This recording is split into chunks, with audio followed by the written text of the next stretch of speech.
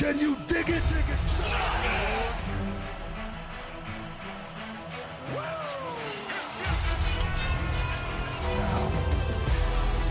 Acknowledge me. The king of kings. Best in the world. Forever.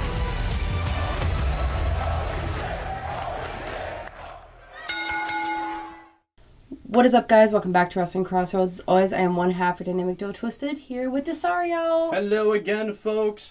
So nice you had to have me twice. Definitely, and I believe we get you a third time this month as well. Yes, for the all-in pay-per-view. I thought it was Double or Nothing. Oh, Double or Nothing. AEW, I get their pay-per-views out of order from time to time. Hey, you know what? I barely pay attention to AEW half the time, but we brought it back because the fans loved it. Yes. As you can hear, I am a bit under the weather, so Desario will be the main voice you are hearing today. I will be here, but popping in here and there. I suffered a cold right before we had to record, unfortunately. But before getting into the pay-per-view, I want to say Desario is here as a part of history. Today marks 200 episodes of Wrestling Crossroads. Huzzah! I can't believe we've made it that far. I know, it is a testament to, the knowledge, the people listening out there. Really, really great to sit there and get to 200, and here's the 200 more. Yes, definitely. Do you want to start us off? Absolutely. So, Backlash, what a show, actually. What a nice departure from what WrestleMania had and all the bad feelings we had going into Backlash. Definitely. I would, the wrestling that was on Backlash, we had they timed it out 1 hour and 24 minutes, which was a little bit more than what you got, proportion-wise for both WrestleMania nights. So TKO, maybe not TKO, WWE started listening to the fans a little bit on that. We got video packages before every single match, which was something we touched on the pre-show. Yes. We needed those things to really drive the emotion. It really upped the, antes of wanting to see what these matches are going to be like with the video packages. Go figure, as we were discussing. So overall, I thought this was a really, really beautiful show. Were there a couple of hiccups? Of course, you're not going to have perfect everything. Yeah, but no. It was really, really well done, especially with that first match. But go on. I think they listened to you on the free show when we came out about talking about the video packages. Honestly, I swear they heard you. I hope to God they did. And then, hey, if you guys need a mind and creative, I'll help you out. Oh, you'd be the one that I would just here, have him, please. Yes. I can come up with so much stuff for you guys right now, but that's okay. I digress. We get to have you here, so true. This works. That's true. I got a job already, TKO. Sorry. I've got to back off. So, moving into the show, what do we start off with? We start off with a banger. Personal feud, heavy hitting, Seth freaking Rollins, badass Bron Breakker, and right from the jump, these men went right at it. They did. You got them battling out onto the floor, super kicks, high spots. I mean, especially the one spot where Braun hit that flying clothesline onto Seth, onto the announce table, and they both tumbled. Wow, the physicality, you could just feel it through the screen. Yeah, definitely. And the commentators did say that seems to be one of Braun's new signature moves now, is to always end up with his opponent over the announce table, or at least through it at this point. I've noticed that too, and you know what? Good little signature spot for him then, because then you got something to look forward to during all of his matches. Definitely. Calling back to something you called in the pre-show, the Vision coming out to help out Mr. Bron Breakker, but Seth Rollins, he was too smart. He knew something was up. Once he saw Heyman get up on that apron, what does the man do? Oh, I'm grabbing myself a chair. I'm just going to wait it out. Come on, boys, let's have some fun. And swing into the fences, did he? Oh my God, I thought for sure he killed Austin Theory, especially with the stomp. Hands up. I mean... And let's give a little appreciation to Mr. Austin Theory on that one. We know the guy can sell, especially when he had that stunner that he sold by Austin a few years ago. The stomp that he took and the way he looked like he did die, beautiful selling.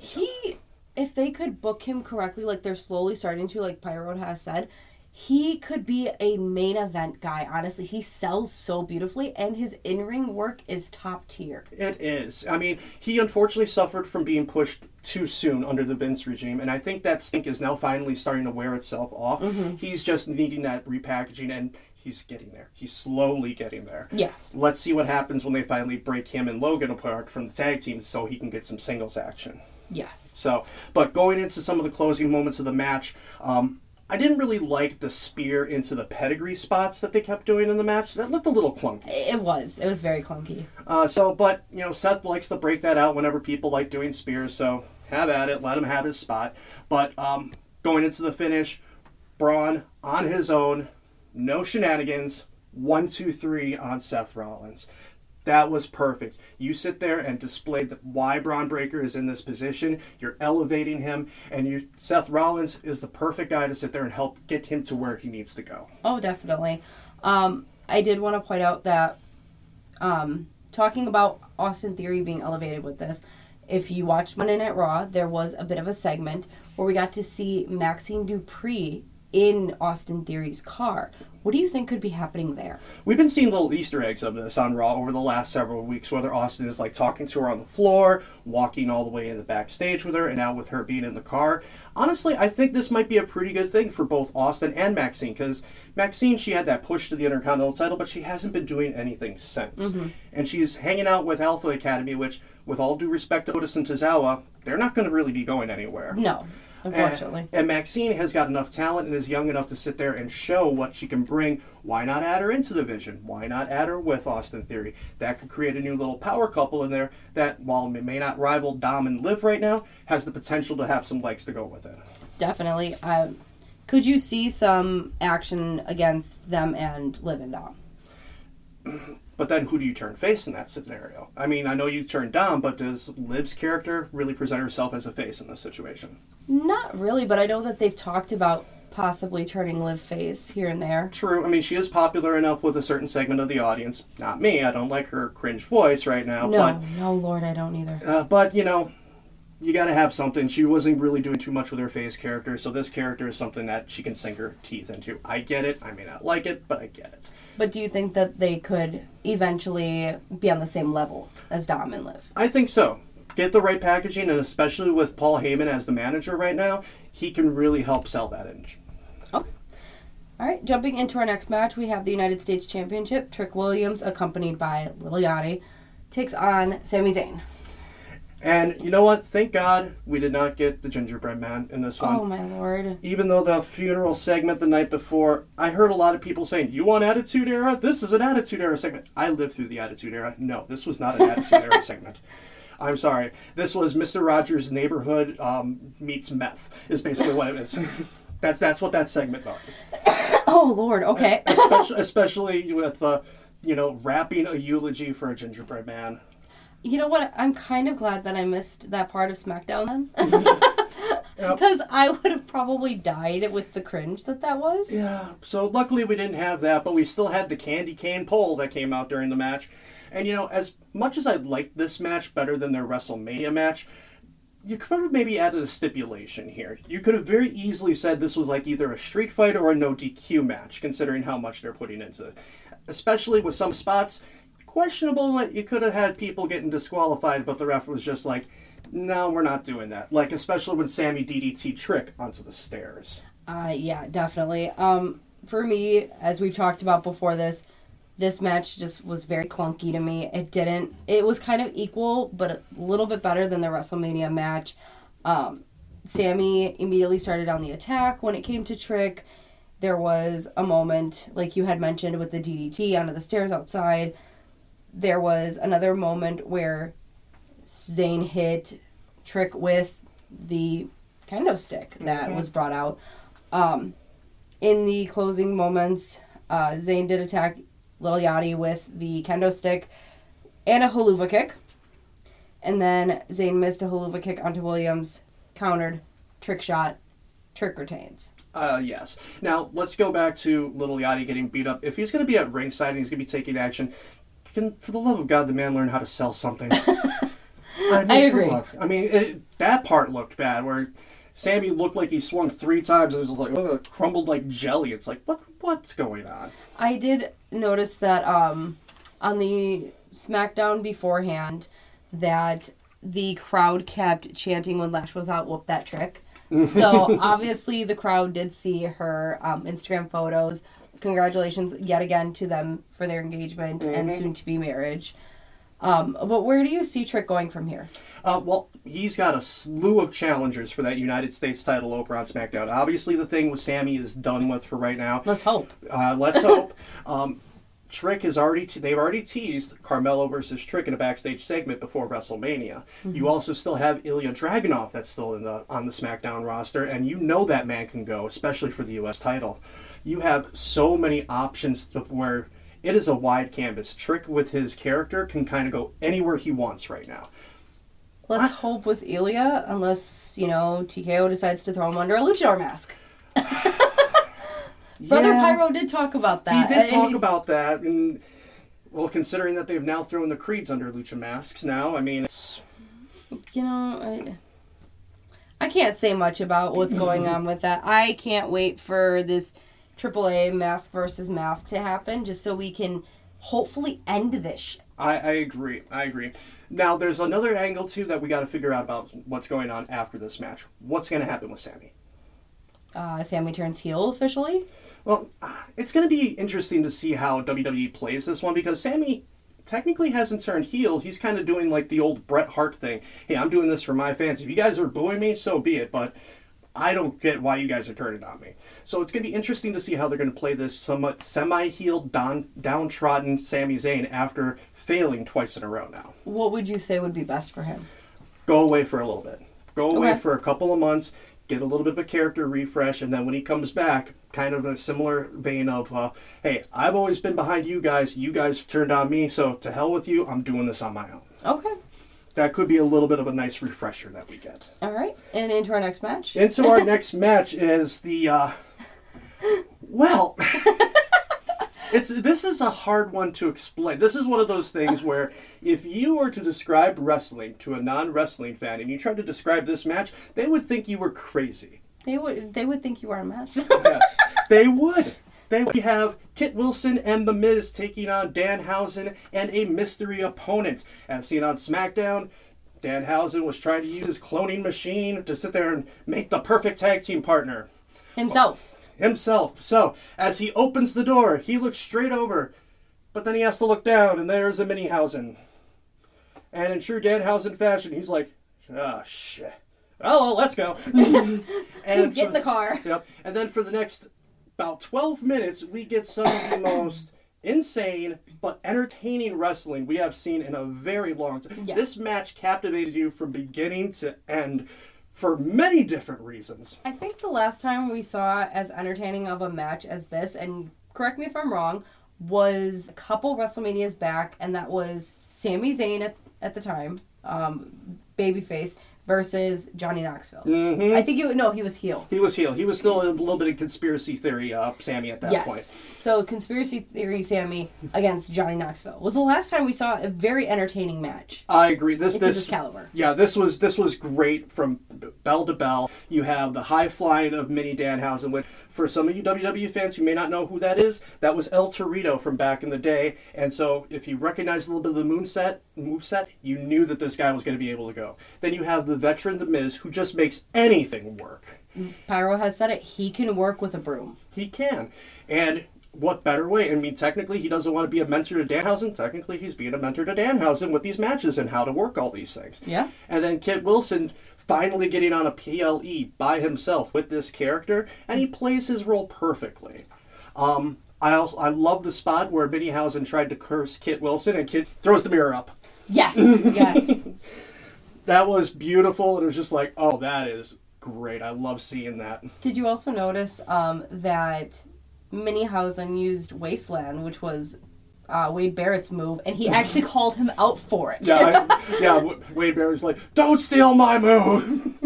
And then Michael Cole's on commentary with him, don't say that, you'll get cursed! I don't want to get cursed. It'd be all on you at this point. Yeah, see, whereas last week we talked about the, Gingerbread Man, how they were playing it way too seriously, they don't play Danhausen seriously at all. To go into the goofiness, which is what makes it so entertaining. Oh, yeah, definitely.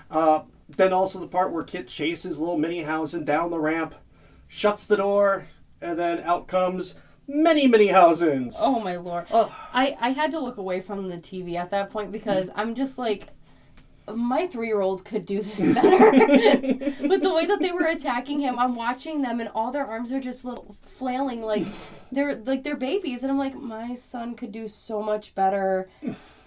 Oh my God. Baby Crossroads knows how to use some certain moves and actually executes them perfectly. So to watch that and just see their little arms flail, I was like, oh... Can I just throw my 3-year-old on the screen? Honest to God. Yeah. I mean, this was great. Now, to the surprise of absolutely no one, Danhausen picks up the win, picks up the victory. Everything is great. But one thing I do want to see coming out of this whole thing, Kit and Miz worked so well as a team. They did. And with Elton being on the shelf, this could be a really good time for them to be a tag team on SmackDown and kind of go after the belts. I mean, right now they're being held by Damian Priest and R-Truth. Miz has got history with both of those guys, especially Truth. It makes a perfect storyline to actually get a belt back on them and also reward Kit for his character work that he's got going on. I do agree. I'd love to see it. Maybe they do one of my favorite things and set up a little bit of a tournament, a gauntlet match. I love to see the tag team tournaments, honestly, or like a tag team gauntlet. The last time we saw a really good gauntlet was getting ready for Kofi Mania. Yes. And the Usos were like, yeah, we could fight you, but deuces, have fun, Kofi. Yes. And just kind of left them to it. Now, unfortunately, none of the New Days, aside from Big E on commentary, is with the WWE, but I digress. At least said about that, the better, unfortunately. Yeah. All right, jumping into our next match, we have IYO SKY versus her mentor, Asuka. This was back and forth right off the bat. There was a moment about halfway through the match that was pretty memorable. They were on the outside on the announce desk, and Asuka went to go and use the mist. Well, IYO said, I've been misted way too many times. I'm going to pick up a notebook, and you're going to mist this. Mm-hmm. That ended up with a crossbody off the announce table by Sky. They get back into the ring. They're fighting back and forth.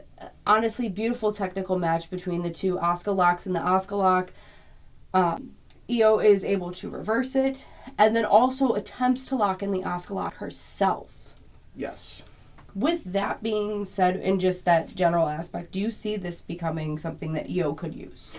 Especially post-match and something that happened on Raw, I could easily see it as being like a tribute thing. Okay.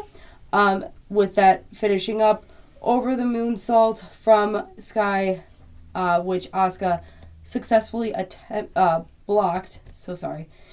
Asuka tried to lock in the Asuka lock yet another time. We got the over the moonsault after a train attack. And picking up the win was IYO SKY.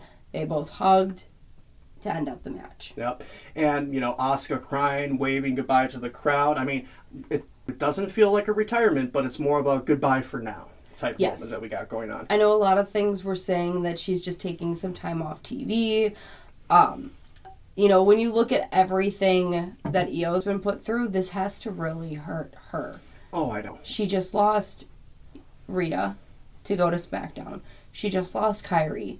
Now Asuka's either potentially leaving, or she's just taking some extended time off. Mm-hmm. And we have no clue where the future holds for her. And dig a little bit further back as well, because not even a year ago, they also released Dakota Kai, who was another one of her good friends on there. So over the last year, it's just been loss after loss of either friendships or partners from the company or whatnot. So you could easily play that into a good story with IYO right now. Yeah, definitely.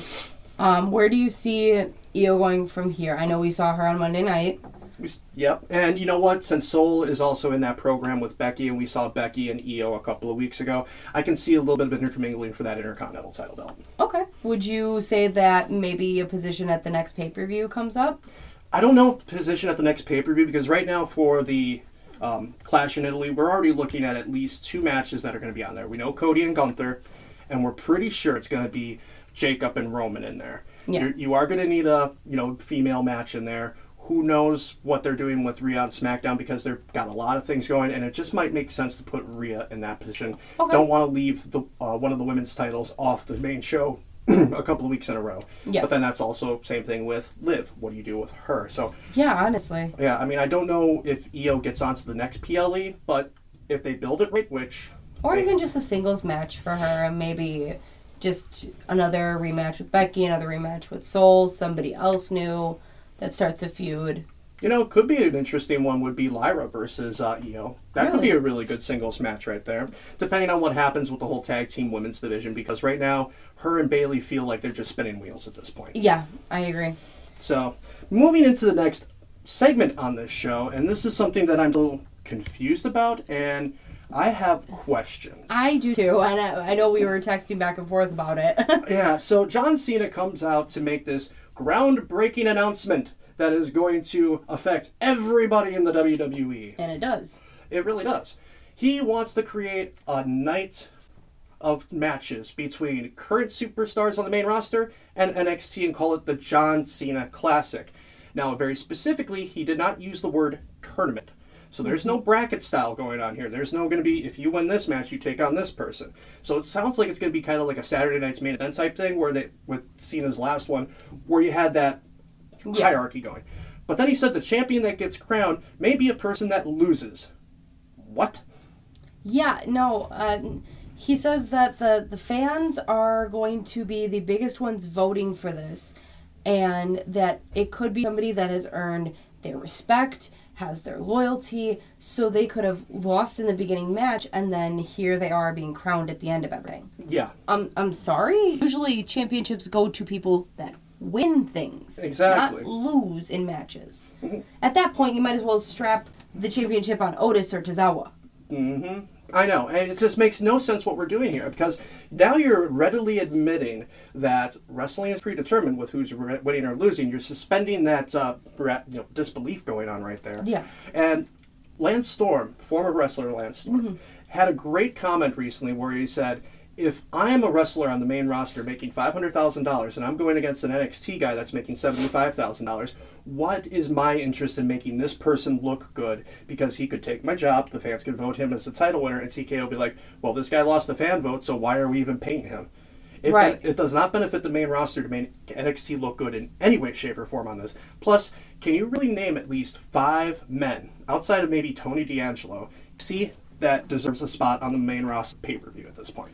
I mean, personally, the only other one that I can think of, because aside from ones that have just been called up, is, and I'm gonna forget his name because I'm not 100% good with names, but he's currently the leader of the Vanity Project. Okay. Seeing him as champion, seeing what the Vanity Project has done, I could see him really putting on a really good showing. Okay, fair. Or honestly, any member of the Vanity Project. They've done really well in the times that I've watched them, and seeing them come up from, I believe it was Evolve, they've been great. Yeah. So, and maybe I could see any of them. Yeah, and maybe the only other guy from NXT, Miles.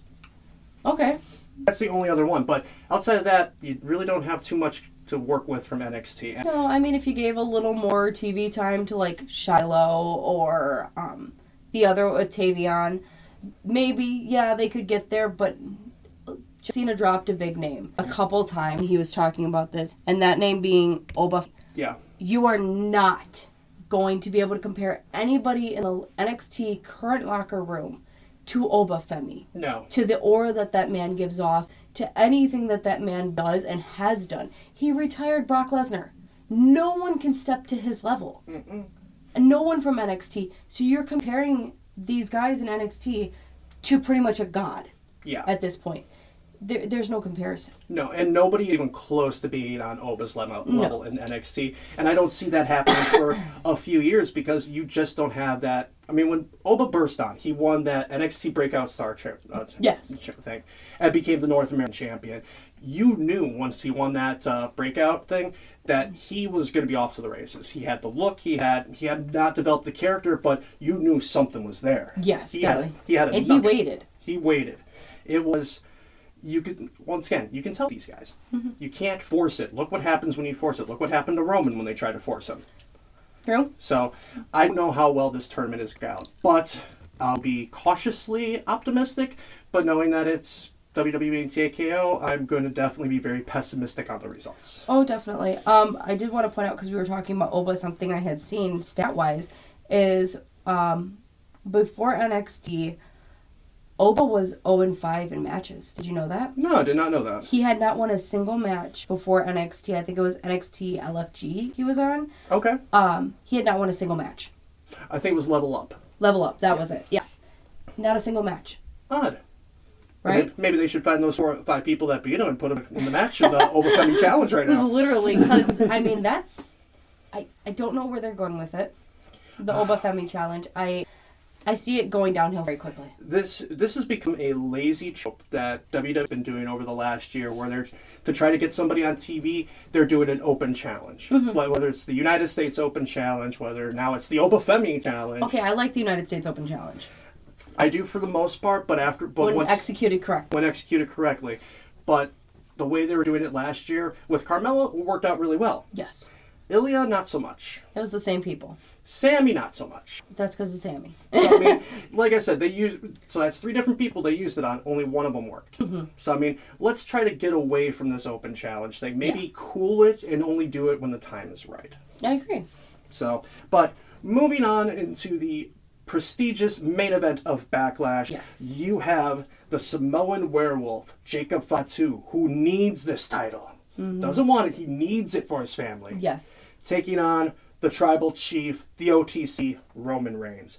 And these guys did not. These guys went all out after each other. They are just breaking things. The Tongan death grip got used several times on Roman. Oh, definitely.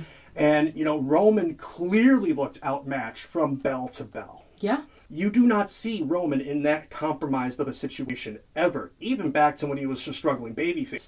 He was never like that. There were a couple times and a couple people that had him like that. Brock Lesnar was one of them, definitely. True, but he did always fight back, especially with the Superman punch. Especially, and I think it was the first Mania match they went up against each other. That's when Brock started slowly having that creak of, oh, Roman is on my level. Great. Yeah. And with Jacob, any Superman punch, he's just kind of standing there like, let's try again. I had no reaction to this, man. Well, that goes back to the Samoan mythology. If you hit him in the head, it doesn't really do anything to him because they got, very thick skulls. Not saying anything wrong one way or another about it, it's just their biology. I mean, if you listen to the lore enough, yeah. Yeah, just their biology. But man, this was as intense of a match for a first title defense for Roman and the World Heavyweight Champion that we could have hoped for. Yes. And, going towards maybe the later stages of the match, too, you saw Roman get desperate to the point where he felt the match slipping away, and he grabs that turnbuckle. Grabs the turnbuckle, pulled the ref in so many times. And I gotta say, one of the biggest downfalls for Jacob, and I talked to you before getting on here about it, the commentators pointed out, he plays to the fans too much. He doesn't know when to turn the attention at the appropriate time. Yes, I agree with that. But again, he's still learning this new role that he's got going on with him. And also, he hasn't really been in the main event yet. This is his real first big main event push he's getting. Yeah. And so it takes time to learn some of those little things on when to turn it on and when to turn it off. It's kind of like with, I know this might not be a greatest comparison, but it's a current comparison. Lola Vice down in NXT. Okay. Prior to getting the title, I always said that I like her, but there's something about her that was holding me back as a fan. And then it dawned on me watching a AAA show. I'm like, if she would just stop taunting like 30% less, then I would be a little bit more credible because she's got the back. She's everything you need. Believe in her as a champion or threat, but it was just the incessant, taunting that she was doing. Yes. So Jacob may have a little bit of a similar thing going on right now. Maybe just tone it down 30%, and then we can kind of go from there. Yeah, I mean, find the right time to do it. I've seen it too with Lola. She taunts a lot. The only time that I can see the taunting being 100% necessary is when she's in her underground matches, because that woman is undefeated. She has done amazing in underground. Oh, absolutely. And when they bring her up to the main roster, they got to give her an underground match on the main roster. Oh, definitely. Definitely. Can you imagine one against Natalya? Oh, my God. Yeah. That would be so good. But overall, this was a great match. You saw Jacob break him down mentally and physically. Roman won the match, but he did not win the battle in this one. No. And as seen on Monday Night Raw, this is only just the beginning. Yep. Jacob came out and destroyed the entire Bloodline on Monday Night Raw. There was no question about who the true Samoan champion should be going forward. Now, is he going to be the face of the company? Maybe not face of the company, but he could be the champion. Yeah, definitely. I mean, you look at post-match, he left Roman pretty much foaming at the mouth at the very end. They needed to pull him off several times. You look at Monday night, he took out both Usos, as you said, the Bloodline, took out Roman, had Roman dead to rights pretty much at the very end. And let's talk right before Backlash, where he took out all of MFT. You can't just look at a man that does that and go, yeah, I don't think you're ready to be it. No. I honestly, you said it before, we go to the next pay-per-view, last man standing match. Don't necessarily put a title on it, I don't think. Mm-hmm. Save that till SummerSlam. And that could be the perfect vehicle to write Roman off, since he's already been debooked for June and they're going to be doing this in only 3 weeks. Mm-hmm. This takes him off TV for that whole time if you do something like that. Yeah, definitely. Have Jacob put him dead to rights again. Mm-hmm. Take him off for the month. Have him whatever he apparently needs to do that was already set and booked. Bring him back in August and either pump the brakes a little bit on it, have Jacob watching in the background, and then you set this up for Rumble or even Mania next year. But Jacob needs to be the one that dethrones Roman in the end. But then where we go from the post-comments of Mania, where Oba's made it very clear that he wants Roman at some point. And Roman even saying, hey, Oba, bring it. Do like they did with Brock. You don't need a title on the line for Roman Oba. You really don't. Fair. He just wants Roman to state that he's the new big dog and he's the new one that can rule. What do you do when you're a ruler? You take out everyone who's ever ruled before you. He did it with Brock. He's going to do it with Roman. And I think that could be the way you retire Roman as well.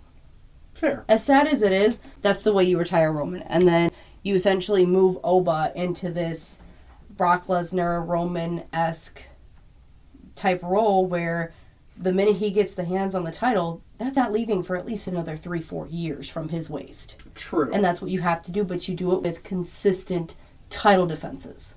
I agree. I definitely can see that. It's going to be fun to watch no matter what happens with this whole thing. I'm excited. As long as they book it correctly. Knock on wood. Let's keep the AI out of this, folks. Oh, please, Lord. All right. Well, with that being said, that is the conclusion to Backlash. I believe we come back for Double or Nothing. Is that the next one? Or is it Clash in Italy is next? So Clash in Italy's in 3 weeks.